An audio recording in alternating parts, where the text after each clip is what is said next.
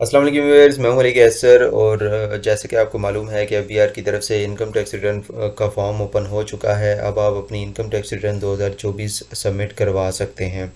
तो इस वीडियो में मैं आपको बताऊंगा कि अगर आप बैंक से प्रॉफिट लेते हैं, आपका एक सेविंग अकाउंट है और वहां से आपको प्रॉफिट आता है, तो आप अपनी इनकम टैक्स रिटर्न के अंदर कैसे डिक्लेयर करेंगे और अपनी इनकम टैक्स रिटर्न को कैसे फाइल करेंगे। वीडियो को आपने एंड तक देखना है, कहीं पर वीडियो को स्किप नहीं करना। और अगर आप मेरी सर्विसेज लेना चाहते हैं तो स्क्रीन के नीचे दिए गए नंबर पर आप मुझे व्हाट्सएप कर सकते हैं। सबसे पहले आपने आईआरएस पर आना है। आईआरएस पर आकर आपने लॉगिन करना है, अपना सीएनआईसी नंबर और पासवर्ड इंटर करने के बाद आप लॉगिन पर क्लिक कर देंगे। लॉगिन क्लिक करने के बाद आप यहाँ पर डिक्लेरेशन पर आएंगे। डिक्लेरेशन पर आने के बाद आप यहाँ पर रिटर्न स्टेटमेंट्स ओरिजिनल का ऑप्शन है, यहाँ पर क्लिक करेंगे और फिर आप नॉर्मल रिटर्न पर क्लिक करेंगे।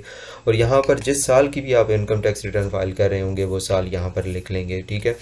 अगर आप फ्यूचर में ही मेरी वीडियो ये देखेंगे उस वक्त में भी आप 2025 की रिटर्न फाइल कर रहे हो, तो अगर यानी कि जुलाई 2025 में या उसके बाद के पीरियड में या जुलाई 2026 में, तो फिर आप अपने रेलिवेंट टैक्स ईयर सेलेक्ट करेंगे।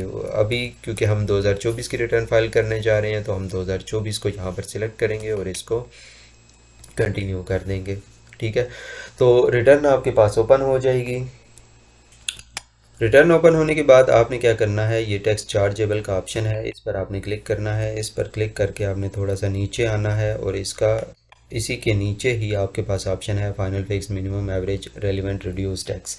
इस पर आपने क्लिक करना है। इस पर जैसे ही आप क्लिक करेंगे तो आपके पास ये ऑप्शन आएगा। यहाँ पर एक सर्च बार है सबसे ऊपर। ठीक है। यहाँ पर आपने 7B लिखना है। ठीक है। तो ये आपके पास नीचे ऑप्शन आ जाएंगे, profit on debt if amount under section 7B exceeds 5 million, या profit on date under section 7B amount not exceed 5 million.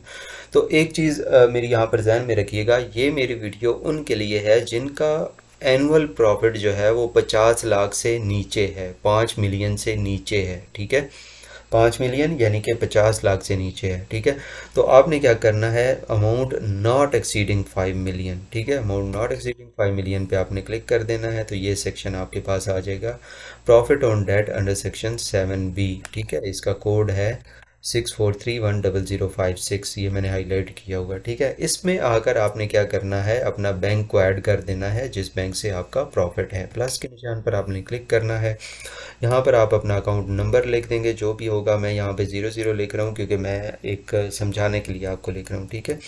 और जो भी बैंक होगा आपने उसका बैंक का नाम लिख देना है और इसको सबमिट कर देना है, तो आपके पास ये बैंक ऐड हो जाएगा। अब आपने इसका प्रॉफिट जो है वो यहाँ पर लिखना है। प्रॉफिट को आपने कैसे कैलकुलेट करना है, अपने बैंक स्टेटमेंट में आपने सारी प्रॉफिट्स की अमाउंट जो आपके अकाउंट में क्रेडिट हुई हैं, जो आपके अमाउंट में ऐड हुई हैं अकाउंट में, उनको आपने यहाँ पे सबको लिख लेना है। ठीक है। मैंने ये एक एक महीने में जो भी मेरी अमाउंट है वो मैंने यहाँ पर कलेक्ट की हुई है, और इसका जो 15% टैक्स है वो मैंने फार्मूला के थ्रू यहाँ पे निकाला है। मैंने सिर्फ यहाँ पे अमाउंट लिखी है। ठीक है। और ये यहाँ पे जो है ये फार्मूला से मैंने कैलकुलेट किया। ठीक है। फिर मैं इस अमाउंट को अपनी स्टेटमेंट के साथ मैच करता हूँ कि क्या ये सही आ रहा है। तो अगर सही आ रहा होता है तो इसका मतलब मैं सही काम कर रहा हूँ। ठीक है।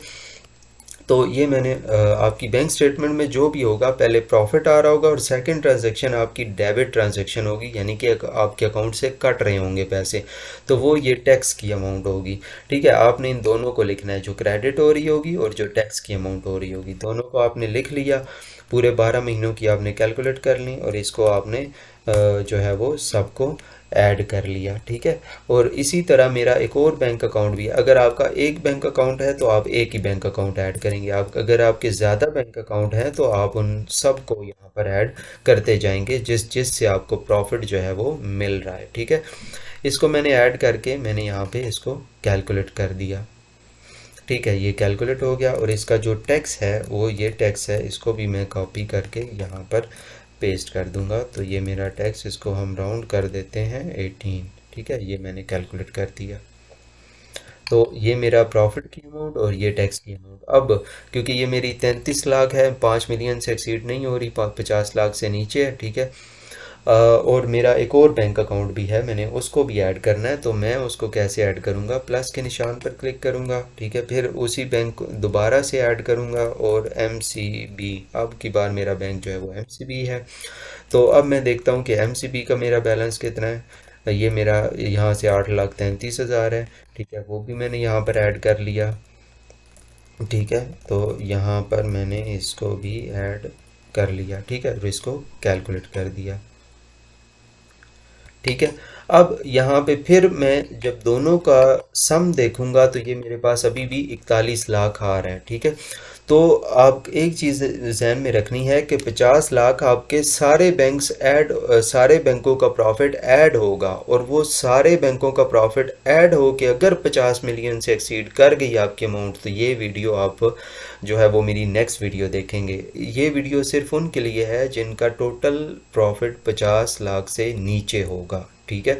तो यहाँ पर 41 लाख है, तो हम 41 लाख को यहाँ पे प्रोसीड करेंगे, ठीक है। ये आपने प्रॉफिट जो है वो अब ऐड कर दी है आपने, ये अब ये टोटल अमाउंट यहाँ से उठानी है, ठीक है। क्या टोटल यहाँ पर मेरी देख लेंगे, यहाँ पर मैंने वैसे भी इन दोनों का टोटल लिया हुआ है, लेकिन आप यहाँ से भी कॉपी कर सकते हैं और वहाँ से भी, अगर आपने एक्सेल पर वर्किंग की हुई है या जैसे भी आप कागज़ों पर ऐड करते हैं तो आप उसको वहाँ से अमाउंट को लिख सकते हैं। अब ये अमाउंट मैंने क्या करना है, वेल्थ स्टेटमेंट पर आना है। टैक्स चार्जेबल में हम इसका फैक्ट देख लेते हैं। टैक्स चार्जेबल में इसका फैक्ट नहीं आ रहा, सिर्फ जो आपकी टैक्स की अमाउंट है वो आ रही है, क्योंकि हमने उसको फाइनल टैक्स में डिक्लेयर किया, ठीक है। अब आपने क्या करना है, वेल्थ स्टेटमेंट में आना है।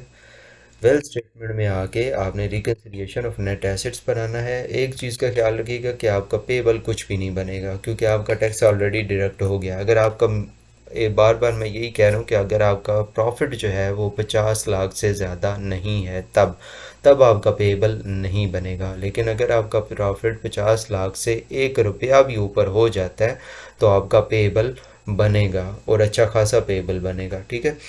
तो यहाँ पर, सॉरी, ये मैंने गलत जगह पर इंटर कर दिया। यहाँ पर आपने इसको फाइनल टैक्स के अंदर इंटर करना है, ठीक है। पहले इनफ्लोज में आपने ये अमाउंट लिख देनी है, ठीक है। ये आपने लिख दी और इसको कैलकुलेट कर दिया। अब आपने वापस यहाँ पर आना है अपने, जब आप ये रिकन्सिलिएशन में ये अमाउंट इनकम की लिख लेंगे, आपने पर्सनल एसेट्स में आना है। पर्सनल एसेट्स में आकर आपने, आपके अकाउंट्स जो हैं वो पहले से ऐड होंगे। यहाँ पर मैं अभी ऐड कर रहा हूँ, लेकिन आपके पहले से ऐड होंगे। लेकिन अगर आप फर्स्ट टाइम रिटर्न फाइल कर रहे हैं तो आपकी ये ऐड नहीं होंगे। तो आपने जिस बैंक से आपका प्रॉफिट आ रहा है या जो भी आपका बैंक है, चाहे वो करंट अकाउंट है, आपने उन सारे बैंक्स को एसिड्स के अंदर लाजमी इंटर करना है, ठीक है। तो ये लेट सपोज हमारे अकाउंट ही दो हैं जो हमने मेंशन किए हैं, एच बी एल और एम सी बी, ठीक है। वो हमने दोनों ऐड कर ली, और उनके जो भी क्लोजिंग बैलेंसेस हैं, लेट सपोज इसमें मैं कहता हूँ इसमें 50 लाख है, इसमें 30 लाख है, तो मैंने ये यहाँ पर ऐड कर दिए दोनों अकाउंट, ठीक है। तो ये दोनों अकाउंट मेरे पास ऐड हो गए। लेट सपोज मैं कहता हूँ एक मेरा जो है वो, कह लें कि आप saving account, sorry, current account भी है। करंट अकाउंट जो है वो मेरा अलाइड बैंक के अंदर है, मैं यहाँ पर उसको लिख लेता हूँ, ठीक है। यहाँ पर मैं कह देता हूँ कि उसमें 30,000 बैलेंस है। यहाँ पर थोड़ा सा बैलेंस रिड्यूस कर लेते हैं, क्योंकि वो फिर रिटर्न जो है वो थोड़ी इफेक्ट हो जाएगी, ठीक है। ये हम इसको कह देते हैं कि ये 27 लाख है, और ये 6 लाख है। ये मैं कह देता हूँ 3 लाख है, ठीक है। ये सिर्फ आपको समझाने के लिए है। आपने अपना 30 जून का बैलेंस यहाँ पे लिखना है, 30 जून 2024 का। अगर आप 23 की रिटर्न फाइल कर रहे हैं तो 30 जून 2023 का। अगर आप 22 की रिटर्न फाइल कर रहे हैं, 30 जून 2022 का। अगर आप 2025 की रिटर्न फाइल कर रहे होंगे तो फिर आप 30 जून 2025 का बैलेंस यहाँ पर लिखेंगे, ठीक है।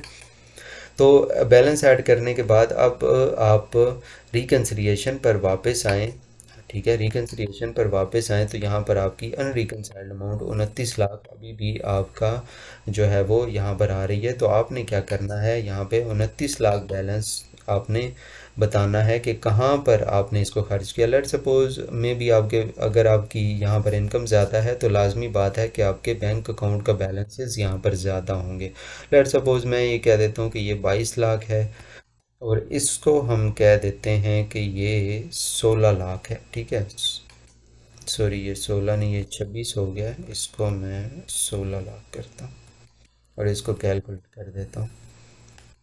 ठीक है, तो लाजमी बात है जब आपका बैंक प्रॉफिट होगा तो ये आपके बैंक से ज़्यादा इंक्रीज़ हो रहे होंगे, ना कि आपका कैश। ठीक है, तो मैंने यहाँ पे बैंक के आपने तो स्टेटमेंट के मुताबिक चलना है। अगर आपका स्टेटमेंट में ऊपर नीचे हो रहा है तो फिर आप उसको कैश में एडजस्ट करेंगे। अब आप अपने एक्सपेंसेस की तरफ आएँ, अपने एक्सपेंसेस को लिख लें जितना भी है, प्लस माइनस। लेट सपोज मैं कह देता हूँ मेरा घर का खर्चा जो है वो 12 लाख है। ठीक है, 12 लाख मैंने यहाँ पे ऐड कर दिया। तो अब हम आते हैं पर्सनल एसेट्स में। जब आप अपने एसेट्स और एक्सपेंसेस को कंप्लीट कर लेंगे तो आपने यहाँ पर आकर कैश को रिमूव कर देना है। कैश को रिमूव करके इसको कैलकुलेट कर देना है। ठीक है, और फिर रिकन्सिलिएशन ऑफ नेट एसेट्स पर आना है और यहाँ पर देखना है अब आपकी अनरिकनसाइल्ड अमाउंट कितनी है। अनरिकनसाइल्ड अमाउंट जब आपकी ये रह जाएगी तो आपने इसको कॉपी करना है और डायरेक्ट जाकर कैश में पेस्ट कर देना है। ठीक है, तो ये आपकी अनरिकनसाइल्ड अमाउंट आ जाएगी। ठीक हो गया, ये अनरिकनसाइल्ड अमाउंट आपकी अब ज़ीरो हो गई। अब आप अपने की रिटर्न जो है वो सबमिशन के लिए तैयार है। तो अब आपने क्या करना है, इसको सेव करना है। सेव करके फिर आपने इसको सबमिट पर क्लिक करना है। सबमिट पर क्लिक करने के बाद आपने यहाँ पर अपना 4 डिजिट्स का पिन एंटर करना है। पिन एंटर करने के बाद आपने इस सबमिट पर क्लिक कर देना है, तो आपकी रिटर्न जो है वो सबमिट हो जाएगी। सबमिट होने के बाद आपकी रिटर्न जो है वो यहाँ से क्लोज़ हो जाएगा। सब कुछ क्लोज़ होके आपका जो है वो यहाँ पर आ जाएगा। यहाँ पर आप आ जाएंगे मेन स्क्रीन पर। मेन स्क्रीन पर आने के बाद आप कंप्लीटेड टास्क में आके डिक्लेरेशन में आके देखेंगे, यहाँ पर आपकी 2024 की रिटर्न जो है वो आपको नज़र आएगी। ठीक है, जब आप इमीडिएट यहाँ पर आएंगे तो आपको शायद ना नज़र आए, लेकिन जब आप 5 या 10 मिनट के गैप से उसको देखेंगे, उसको 5 या 10 मिनट के बाद देखेंगे तो आपको यहाँ पर रिटर्न नज़र आएगी। तो आपने उसको यहाँ पे आने तक का वेट करना है। जब वो यहाँ पर कंप्लीटेड टास्क में डिक्लेरेशन पर आ जाएगी तो इसका मतलब आपकी रिटर्न सबमिट हो चुकी है। ठीक है, तो उम्मीद है कि ये वीडियो आपको पसंद आई होगी। अगर पसंद आई हो तो मेरे चैनल को सब्सक्राइब ज़रूर कीजिएगा, मेरी वीडियोज़ को लाइक शेयर और कमेंट ज़रूर कीजिएगा। शुक्रिया, अल्लाह हाफ़िज़।